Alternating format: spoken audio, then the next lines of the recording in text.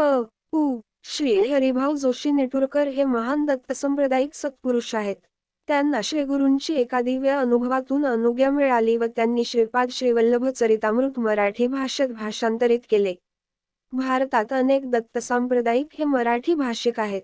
त्यांच्यावर फार मोठे उपकार त्यांनी केलेले आहेत.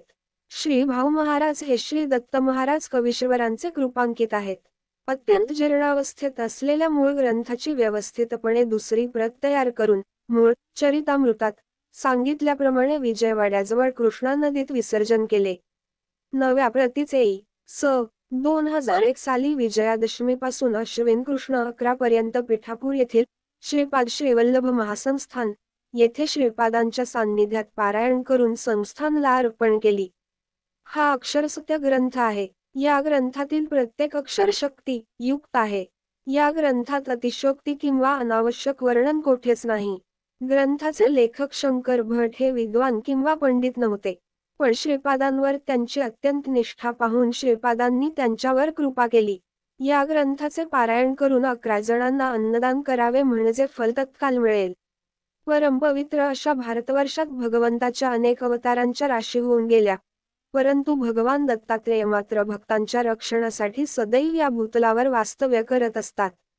स्मरण करताच प्रत्यक्ष होऊन भक्तांचे अभिष्ट पूर्ण करतात, म्हणून त्यांना स्मर्तृगामी म्हणतात.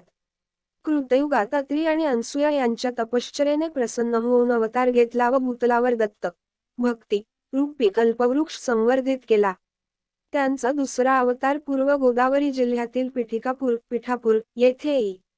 स.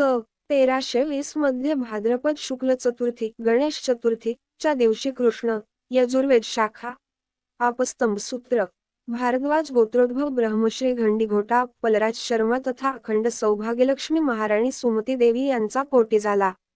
त्यांच्या बाल लीला या प्रत्यक्ष भगवान बालकृष्णाच्या लीलेसारख्या अत्यंत मधुर व अद्भुत आहेत. पिठापुरम येथे 16 वर्षे तर कुरवपुरात 14 वर्षे अशा अवघ्या 30 वर्षाच्या कालावधीत अद्भुत असे लीला चरित्र दाखवून भक्तांना परलोकातील शाश्वत सुख प्रदान केले. दुष्ट सहारार्थ व शिष्ट रक्षणार्थ हा अवतार घेऊन अनेक अहंकारी लोकांचे गर्व परिहरण केले, भक्तांचे अनेक संकटातून रक्षण केले आणि पिठापूर क्षेत्राचा महिमा अनंतपटीने वाढविला. पिठापूर हे पूर्व कालापासूनच सिद्ध क्षेत्र आहे. गयासुराच्या शरीरावर देवतांनी यज्ञ केला, तेव्हा त्याचे मस्तक गयस होते तर पाय पिठापूर येथे होते, म्हणून या क्षेत्रास पादगया असे म्हणतात. गयासुरास देवतांनी सांगितले होते की सूर्योदय होईपर्यंत उठायचे नाही. मध्यरात्रीच भगवान शंकराने कुक्कुटाचे रूप घेऊन बांग दिली. गयासुर सकाळ झाली समजून उठला. भगवंतांनी त्याचा उद्धार केला. ते कुक्कुटेश्वर देवस्थान पिठापुरात आहे. दक्ष यज्ञात सती देवीने योगाग्नीने आत्मदहन केले. भगवान शंकर तो देह घेऊन तांडव करू लागले.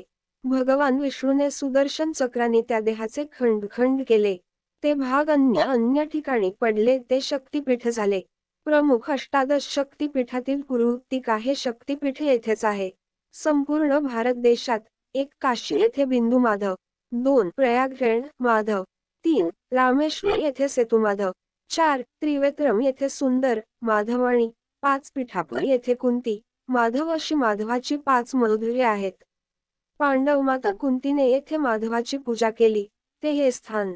या स्थानास दक्षिण काशी असे पण म्हणतात. या सर्वापेक्षा श्रीपाद श्रीवल्लभांच्या चरणस्पर्शाने या भूमीचा महिमा अपरंपार वाढला आहे.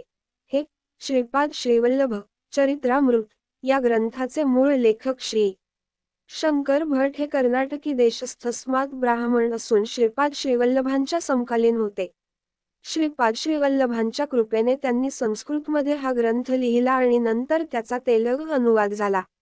पुढील भागात लाईक करा, सबस्क्राईब करा.